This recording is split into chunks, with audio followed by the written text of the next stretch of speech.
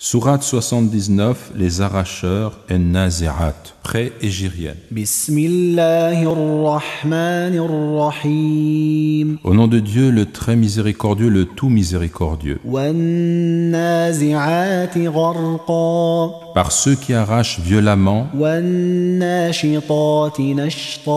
et par ceux qui recueillent avec douceur Was-sabihati sabha. et par ceux qui voguent librement, Fas-sabiqati sabqa. puis par ceux qui devancent fougueusement, Fal-mudabbirati amra. puis par ceux qui conduisent d'une affaire à bonne fin. Yawma tarjufu ar-rajifah. Le jour où le tremblement se fera, تتبعها الرادفة. auquel succédera le suivant. قلوب يومئذ واجفة. Il y aura ce jour-là des cœurs épouvantés أبصارها خاشعة. et leurs regards humiliés. يقولون أئنا لمردودون في الحافرة.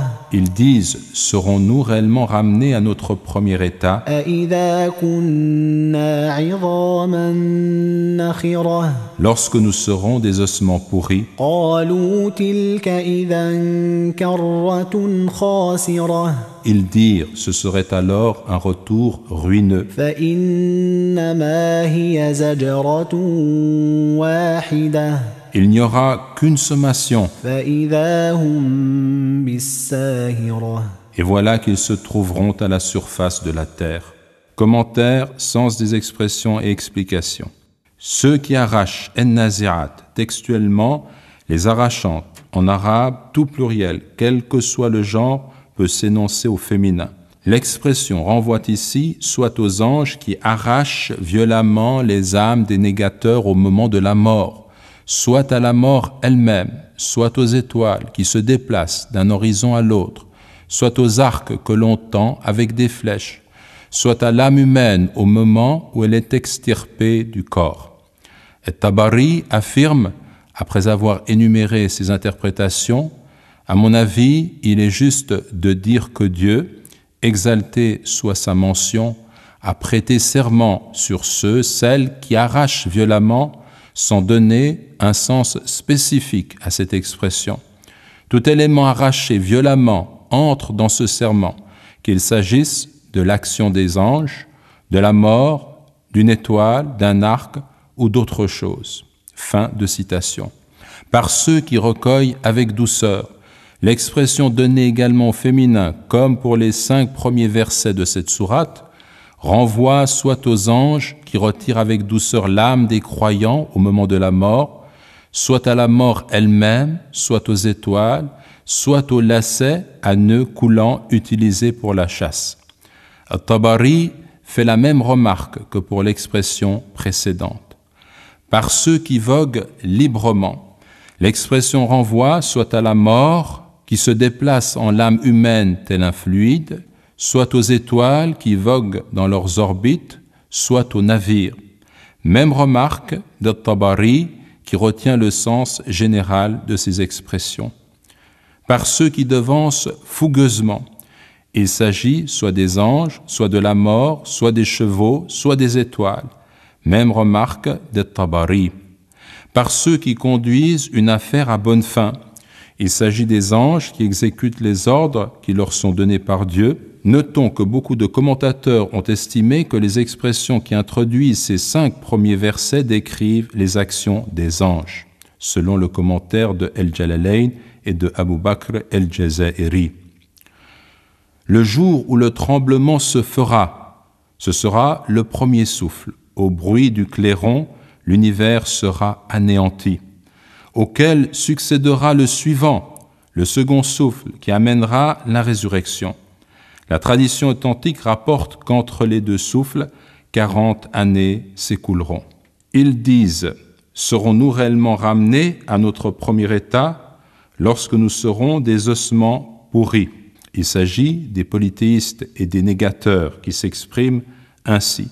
Des ossements pourris, nakhira, ossements usés, ou selon une autre lecture, nakhira, ossements aux cavités creuses dans lesquelles le vent passe. Ce serait alors un retour ruineux, Dans le sens, nous serions destinés à l'enfer. Il n'y aura qu'une sommation. فَإِنَّمَا هِيَ زَجْرَةٌ وَاحِدَةٌ. Zajra, un seul cri ou un seul souffle qui suffira à la résurrection. Quelques enseignements. Premièrement, la structure de la phrase arabe par laquelle on prête serment comprend deux parties. Celle où le serment est énoncé, ici les 5 premiers versets commençant par l'expression « par », et celle qui comprend la chose dont on témoigne comme relevant d'une certitude et pour laquelle on jure. Ici, cette seconde partie est sous-entendue et n'apparaît pas dans le texte coranique. Cette tournure elliptique sert à marquer avec éloquence une évidence. La résurrection est vérité. Deuxièmement, Dieu prête serment sur certains éléments de sa création, à l'opposé de l'être humain qui, selon les préceptes de l'islam, ne peut prononcer un serment que par Dieu. Ibn Omar a dit « J'ai entendu le messager de Dieu, sallallahu alayhi wa sallam, affirmer « Celui qui prête serment par un autre que Dieu a certes associé à Dieu une autre divinité. » Hadith rapporté par At-Tirmidhi. Troisièmement, au moment de la mort, l'âme du croyant est finalement extirpée avec douceur, ce qui ne sera pas le cas pour le négateur.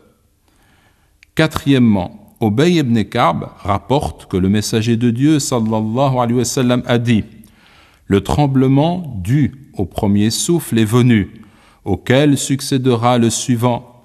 La mort est venue avec ce qu'elle comprend. » Un homme demanda au messager de Dieu « Que penses-tu du fait que je te consacre l'ensemble de mes invocations en appelant sur toi la bénédiction divine ?» Le prophète sallallahu alayhi wa sallam lui répondit « Alors Dieu te mettra à l'abri de tout souci en ce qui concerne ta vie ici-bas et ta vie dans l'au-delà. » Hadith rapporté par Ahmad. Ibn Kathir signale la version énoncée par At-Tirmidhi. Quand étaient passés les 2 tiers de la nuit, le messager de Dieu sallallahu alayhi wa sallam se levait et disait « Ô gens, souvenez-vous de Dieu, le tremblement dû au premier souffle est venu, auquel succédera le suivant.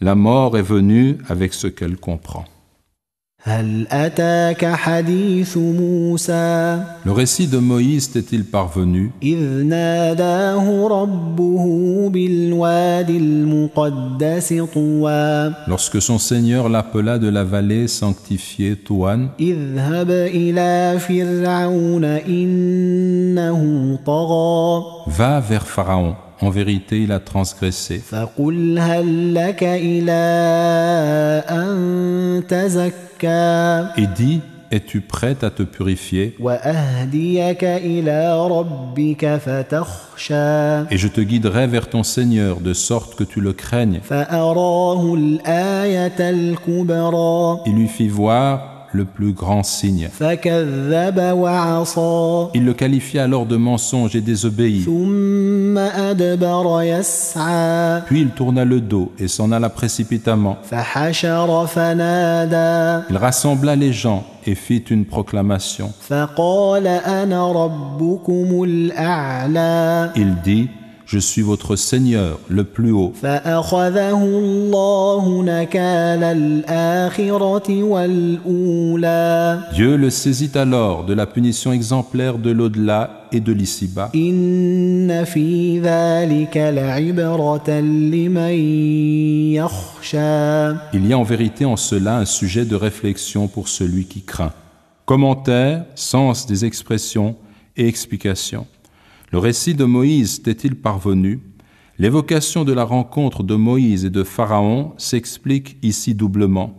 Dieu encourage le prophète Mohammed sallallahu alayhi wa sallam en mentionnant que d'autres messagers avant lui se sont heurtés à une vive opposition et ont subi ce que lui-même endurait. En outre, tous les messagers ont eu pour mission de rappeler aux hommes qu'ils auront à répondre de leurs actes et qu'ils seront jugés. Ce récit permet donc d'illustrer le thème du jugement dernier. La vallée sanctifiée Toua, nom de la vallée, autre interprétation, la vallée doublement sanctifiée, sens du mot Touan ou Tiwan, selon le commentaire de At-Tabari. Il a transgressé, innahu tagha. Il a outrepassé ses limites en se considérant comme une divinité et en exerçant une répression avilissante à l'encontre des enfants d'Israël. Es-tu prêt à te purifier, à renoncer à l'idolâtrie et à entrer dans la soumission à Dieu? Il lui fit voir le plus grand signe. Le Coran mentionne 9 miracles ou signes dont Pharaon et son peuple ont pu être témoins. Le bâton, la main, l'inondation, les sauterelles, les poux, les grenouilles, le sang, les années de disette et la diminution des fruits. Celui qui est évoqué le plus fréquemment est le fameux bâton donné à Moïse et transformé en serpent. Le plus grand signe peut également signifier, dans un sens général, la preuve évidente apportée par Moïse, confirmant la vérité de sa mission, selon le commentaire de Ibn Kathir. « Je suis votre Seigneur, le plus haut ». Affirmation qui montre que non seulement Pharaon refusait de reconnaître son Créateur, mais qu'il estimait disposer seul des plus grands pouvoirs. Ibn Abbas, que Dieu soit satisfait de lui et de son père, et Mujahid ont dit « Cette déclaration, Pharaon la fit 40 années après avoir dit « Je ne vous sais pas un autre Dieu comme moi » dans le Coran, sourate 28, verset 38. La punition exemplaire de l'au-delà et de l'ici-bas, textuellement, la punition exemplaire de la dernière et de la première. D'où l'interprétation, la punition exemplaire pour avoir dit une première fois « Je ne vous sais pas un autre Dieu que moi » et une seconde fois « Je suis votre Seigneur, le plus haut ».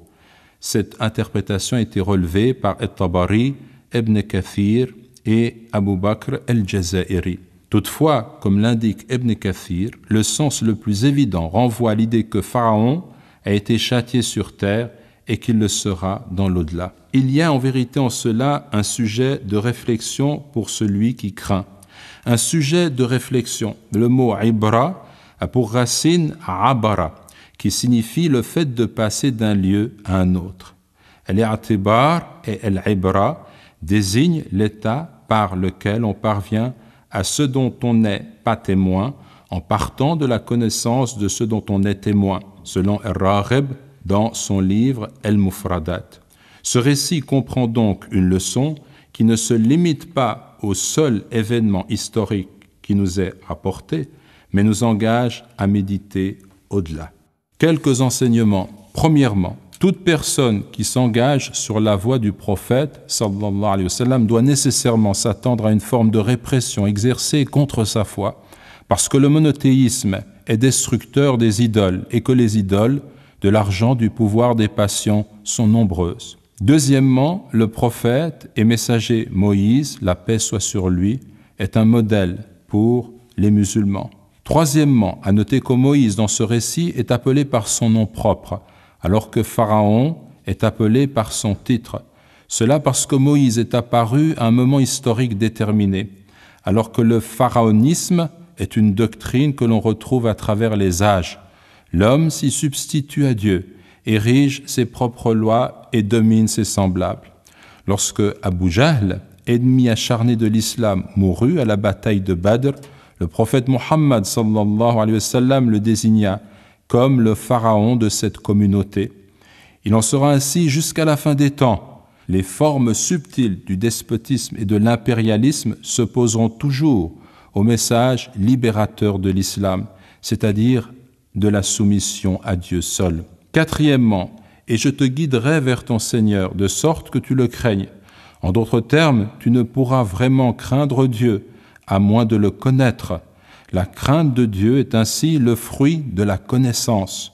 Le Coran dit ailleurs, parmi ses serviteurs, seuls les savants craignent Dieu. Dans le Coran, sourate 35, verset 28. Cinquièmement, cette crainte nous ouvre les portes de la sagesse. Elle nous permet de tirer des enseignements précieux de ce récit. L'homme finira toujours par recueillir le fruit de ses actes. Sa rébellion contre Dieu se retournera inéluctablement contre lui-même. أأنتم أشد خلقا أم السماء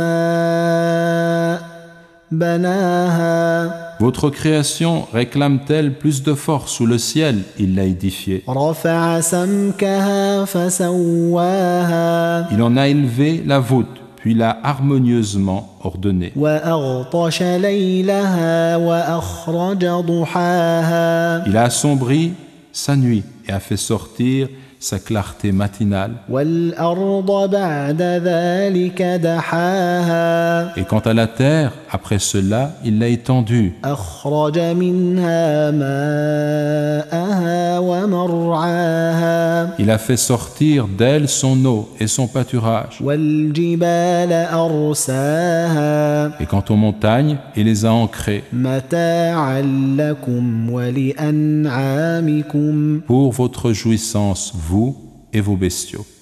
Commentaire, sens des expressions et explications. Votre création, vous les hommes, réclame-t-elle plus de force ou le ciel, il l'a édifié? Le ciel renvoie à l'immensité de l'ordre cosmique et tout ce qu'elle comprend. Le Coran avance ici un argument contre ceux qui nient la résurrection. Créer l'homme une première ou une seconde fois est une action plus aisée et moins considérable, selon la logique humaine, que la création du firmament. Ce qui est confirmé par cet autre passage. Certes, la création des cieux et de la terre est quelque chose de plus grand que la création des gens, mais la plupart des gens ne savent pas. Dans le Coran, sourate 40, verset 57. Et quant à la terre, après cela, il l'a étendue, afin que les hommes puissent y vivre et prospérer. Son eau, l'eau des sources, des rivières, des fleuves, des lacs et des mers, son pâturage, mar'a, tout élément végétal assurant la subsistance de l'homme et des animaux. Et quant aux montagnes, il les a ancrées, assurant ainsi la stabilité de notre planète. Pour votre jouissance, vous et vos bestiaux, mata', tout bien dont on tire profit et dont il est possible de jouir. An'am, ce sont les bestiaux, c'est-à-dire les camélidés, les bovins et les ovins, selon El-Jalalayn. Quelques enseignements. Premièrement, après avoir évoqué la figure de Pharaon, le Coran rappelle à l'homme combien il est une créature insignifiante, comparée au reste de la création, dont il ne perçoit pas la fin, mais dont il témoigne de la disposition harmonieuse.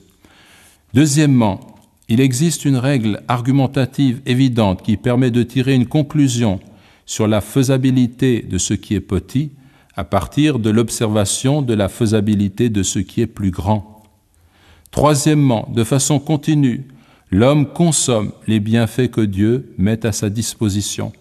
Le Coran nous invite constamment à prendre conscience de cette réalité et à agir en conséquence en nous débarrassant de tout sentiment d'autosuffisance. Quatrièmement, Dieu associe les hommes et leurs troupeaux dans le fait qu'ils dépendent de l'alimentation végétale. Le Coran révèle ainsi ce que nous avons en commun avec les animaux, mais par là même, il nous amène à méditer sur ce qui nous différencie d'eux. Sans doute, notre conscience que notre vie a une origine et une finalité, et qu'elle ne se limite pas précisément à la consommation des biens terrestres. فإذا جاءت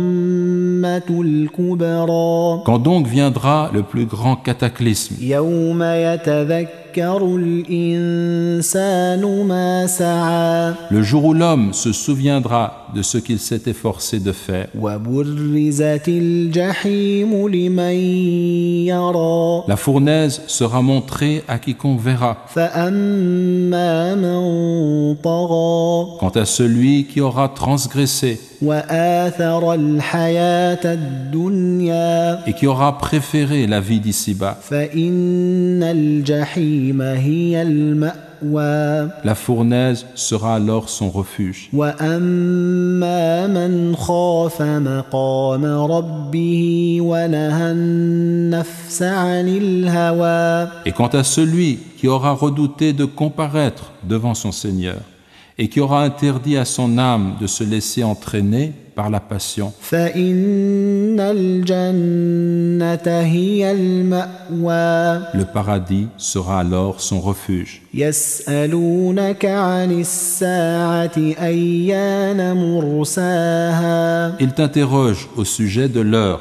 Quand va-t-elle jeter l'ancre? فيم أنت من ذكراها Quelle connaissance en as-tu pour le leur dire? إلى ربك منتهاها C'est à ton Seigneur qu'est ramené son terme. إنما أنت منذر من يخشاها Tu n'es seulement que l'avertisseur de celui qui la craint. كأنهم يوم يرونها لم يلبثوا إلا عشية أو ضحاها Le jour où ils la verront, il leur semblera n'avoir demeuré qu'un soir ou son matin.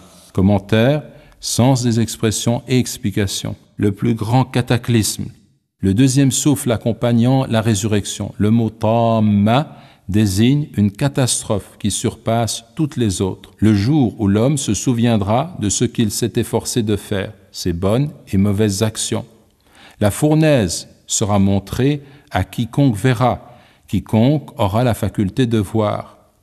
Quant à celui qui aura transgressé, tara, dépassé toute limite, terme qui renvoie à toutes les formes de rébellion contre l'ordre divin, qu'il s'agisse de la négation de Dieu, de la transgression de sa loi ou d'une quelconque action tyrannique exercée contre les humains, et qui aura préféré la vie d'ici-bas. Il est question ici de l'homme qui est attaché à l'existence terrestre au point d'en faire le centre de sa vie et de ses préoccupations. Son cœur est soumis à des idoles éphémères qui sont un amour excessif pour les biens et l'argent, ou pour la gloire, ou pour les plaisirs de la vie, ou pour tout idéal qui se limite à la seule perspective de notre présence ici-bas. La fournaise, Al-Jahim, l'un des noms de l'enfer, de Jahama, qui veut dire allumer et attiser le feu. Celui qui aura redouté de comparaître devant son Seigneur, autre sens possible, qui aura redouté la haute position, maqam, la haute position de son Seigneur, et qui aura interdit à son âme de se laisser entraîner par la passion, el-hawa, passion, désir, caprice, qui aura combattu les passions en s'imposant de suivre les commandements divins. Sahl a déclaré: l'abandon de la passion est la clé du paradis, du fait que Dieu, à lui la puissance et la majesté, a dit: et quant à celui qui aura redouté de comparaître devant son Seigneur, et qui aura interdit à son âme de se laisser entraîner par la passion, le paradis sera alors son refuge. Abdallah ibn Mas'ud, que Dieu soit satisfait de lui, a affirmé: vous vivez en un temps où la vérité conduit la passion. Viendra un temps où la passion conduira la vérité. Al-Kalbi a dit: ce verset a été révélé au sujet de celui qui songe à commettre un péché. L'occasion lui en est donnée alors qu'il se trouve seul, puis il en abandonne le projet par crainte de Dieu, selon le commentaire de Al-Qurtubi. Il t'interroge au sujet de l'heure. Ils, ce sont les polythéistes, mais quoi, qui posaient la question par moquerie avec insistance et mépris. Quand va-t-elle jeter l'ancre? Quand va-t-elle arriver? Comme le navire qui arrive au terme de son voyage et duquel on jette l'ancre. Mursan désigne le stationnement ou le mouillage d'un vaisseau, du verbe arassa, mouiller, jeter l'ancre. C'est à ton Seigneur qu'est ramené son terme. Dieu seul sait quand viendra l'heure, ce qui est confirmé par cet autre verset. Il t'interroge sur l'heure, quand va-t-elle jeter l'ancre? Dis, sa connaissance est seulement auprès de mon Seigneur. Lui seul la manifestera en son temps. Lourde elle sera dans les cieux et sur la terre. Elle ne viendra à vous que soudainement.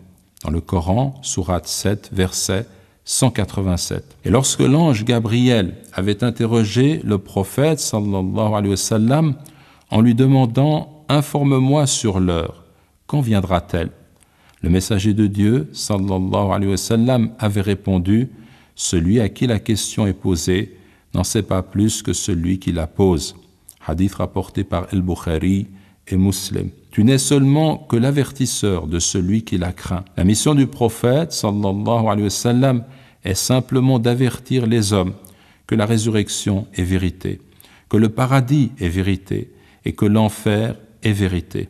Selon Al-Qurtubi, ce verset comprend une réfutation claire de l'opinion de ceux qui prétendent que les états de l'au-delà seront purement immatériels et que la quiétude et la douleur ne seront éprouvées qu'au niveau de l'esprit et non pas sur le plan des sensations réelles. Il leur semblera n'avoir demeuré qu'un soir ou son matin. Selon Ibn Abbas, que Dieu soit satisfait de lui et de son père, le terme « ashiya », un soir, désigne le temps écoulé entre le moment où le soleil se met à décliner, l'après-midi, et le coucher du soleil. « Duhaha », son matin, désigne le temps écoulé entre le lever du soleil et midi, ceci selon le commentaire de Ibn Kathir. Un autre passage du Coran souligne le caractère éphémère de notre vie ici-bas. Le jour où ils verront ce qu'il leur est promis, il leur semblera n'être resté sur terre qu'une heure d'un jour. Dans le Coran, sourate 46, verset 35. Au jour de la résurrection, lorsqu'ils se trouveront aux portes de la vie éternelle, les hommes auront ainsi le sentiment que leur existence terrestre était très courte. Quelques enseignements. C'est une règle bien connue, plus un être ou une chose ont de la valeur, plus ils possèdent de titres ou de noms. Le Coran nomme le jour de la résurrection de différentes façons. Al-Waqi'a, l'événement. As-Sakha, l'assourdissante. Al-Qari'a, la fracassante. Yawmul Qiyama, Yawmul Ba'th, le jour de la résurrection. Yawmuddin, le jour de la rétribution, le jour du jugement. Yawmul Hisab, le jour des comptes. Yawmut Tanad, le jour où l'on s'entrapellera. Yawmut Talaq, le jour de la rencontre. Yawmul Hasra, le jour de la désolation. Al-Azifa, l'imminente. As-Sa'a, l'heure, et ici At-Tamma, le cataclysme. Autant d'appellations qui soulignent l'importance et le caractère imposant de ce qui est nommé. Cette insistance marque une volonté constante, au fil de la récitation coranique, de réveiller la conscience humaine et d'amener l'homme à conserver à l'esprit son retour imminent à Dieu. La croyance au jour dernier, el-Yawmul Akhir, est avec la croyance en Dieu, en ses anges, en ses livres, en ses messagers et en la prédestination, l'un des 6 piliers de la foi musulmane. Deuxièmement, nous sommes entièrement responsables de nos actes et chacun verra le bien et le mal qu'il a fait. Il s'en souviendra de façon heureuse ou douloureuse le jour des comptes. Troisièmement, le jour de la résurrection, il y aura 2 sortes d'hommes. Celui qui aura cru se sera comporté avec piété et qui entrera au paradis. Et celui qui aura nié la vérité divine et aura vécu dans la désobéissance et qui entrera en enfer. Quatrièmement, le plus grand des combats est celui que l'on entreprend contre soi-même. Il est appelé Jihad en-Nafs. Il consiste à lutter contre nos mauvais penchants, à réformer et purifier nos âmes. D'après Anas ibn Malik, le prophète sallallahu alayhi wa sallam a dit « Le paradis est voilé par les actions qui sont désagréables et l'enfer est voilé par les choses désirées. » Hadith rapporté par Muslim. Cela veut dire que c'est par l'effort et en luttant contre le mal qui est en nous que nous avons accès au paradis, bien que les désagréments occasionnés par ce combat ne nous laissent pas entrevoir dans l'immédiat ces jardins. Et c'est au contraire en se laissant aller sur la pente des plaisirs et des désirs illicites que l'on a accès à l'enfer, alors même que ces passions illusoires nous cachent la sinistre réalité qu'elles recouvrent.